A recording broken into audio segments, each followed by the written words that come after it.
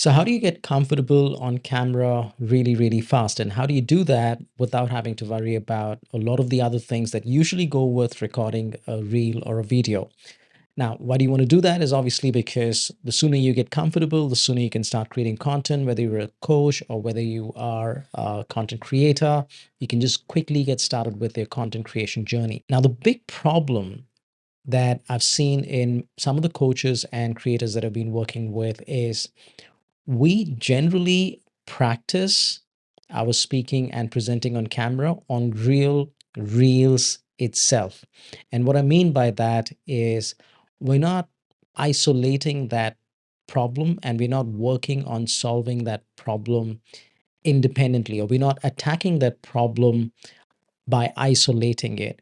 Why? It's because we've got so many things when you're actually recording a real video, a real reel, you've got so many other things to worry about. You've got your lighting, you've got your scripting, you've got your audio, you've got your background, you've got so many other things. And then you've got your internal voices, your internal fears as well. Am I looking good? Am I sounding good? Are people going to watch this? Are they going to be okay with this? So you've got so many other things that are going on inside your head that your intent to get comfortable on camera doesn't really get a clean shot. And that's where the big problem is.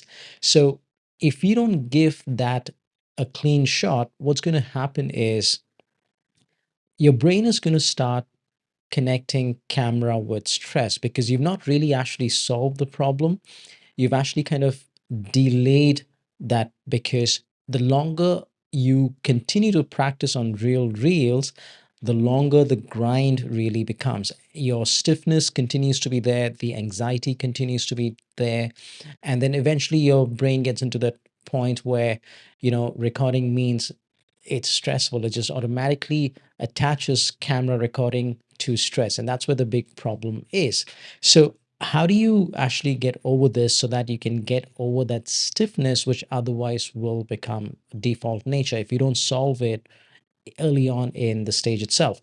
So here's Ranjit. He's one of my community members. Now, Ranjit is from an IT background. He is a former delivery director. He's an agile coach, and he's worked with multiple multi-billion dollar IT corporations. So when Ranjit and I, when we started working together, he had the same challenge that most content creators have, right? We are stiff.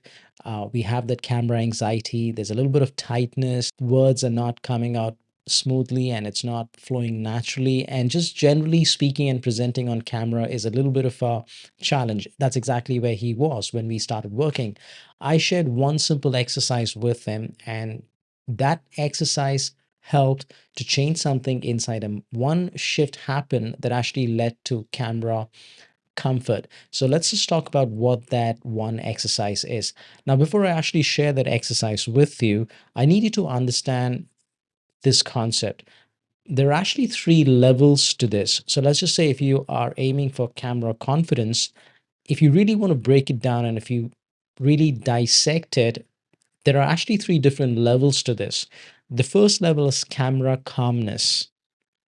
The second level is camera comfort.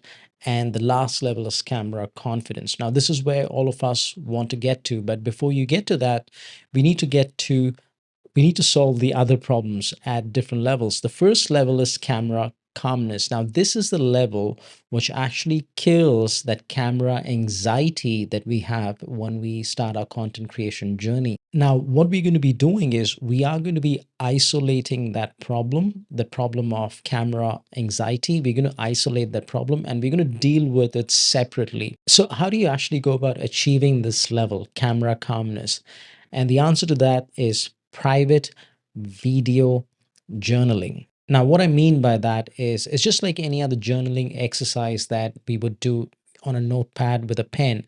Now, instead of doing that, now you do that on your mobile phone. You're going to record every single day for 3 minutes, whether you want to do it in the morning or whether you want to do it towards the end of the day, that's up to you. But every single day, take 3 minutes of your time to really journal how your day is going to pan out, what you have planned out for the day. Or if you're doing it at the end of the day, you could just treat it as a reflective activity, right? So just do it for 3 minutes, do it for 30 days, and just that exercise alone will help you find that camera comfort, that camera calmness that you need at level one, right? So it's just a really simple exercise. Just take your phone.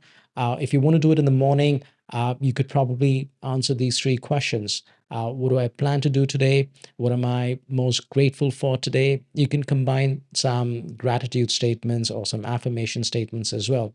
What is the one thing that I'm going to strictly stay away from?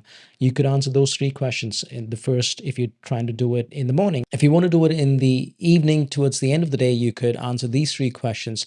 What went well today? What did not go well today? And what is the one thing that I'm not going to do tomorrow?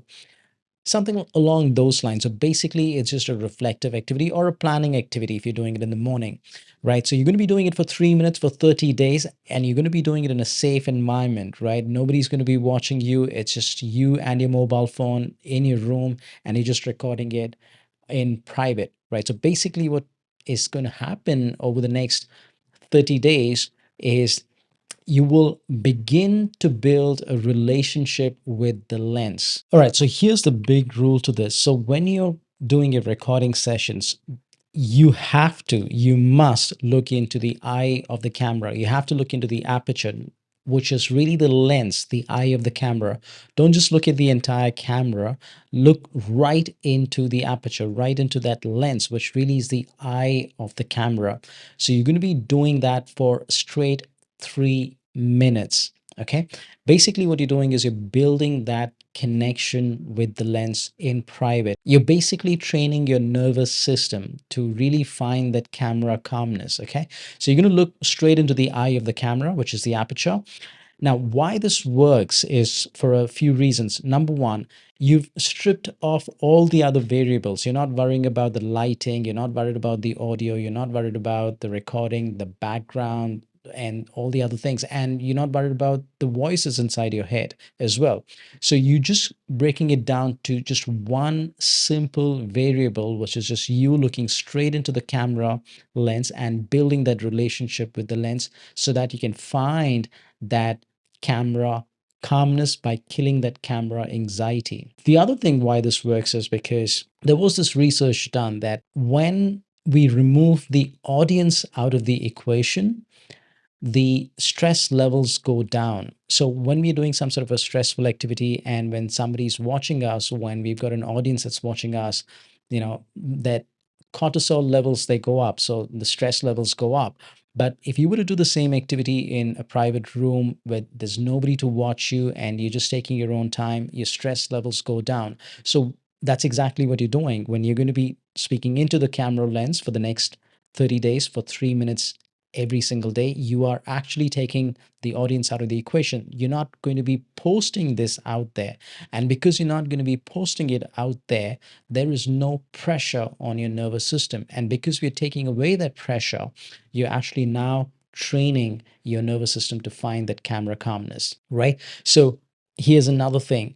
After you've done the recording, you must, this is an absolute must, you have to upload this on YouTube, and you're going to be doing that as private. Nobody needs to watch it, right? You're doing this as a private upload.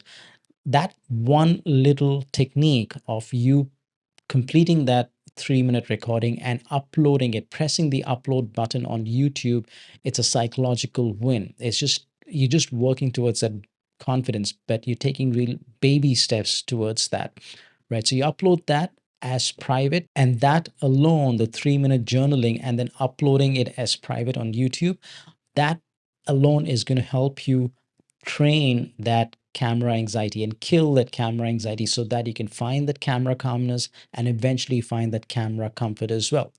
All right. Now, here are the rules. You're going to look straight into the eye of the lens when you're going to be doing this activity, right? No looking here and there, looking straight into the lens, the eye of the camera, right into the eye of the camera. Okay.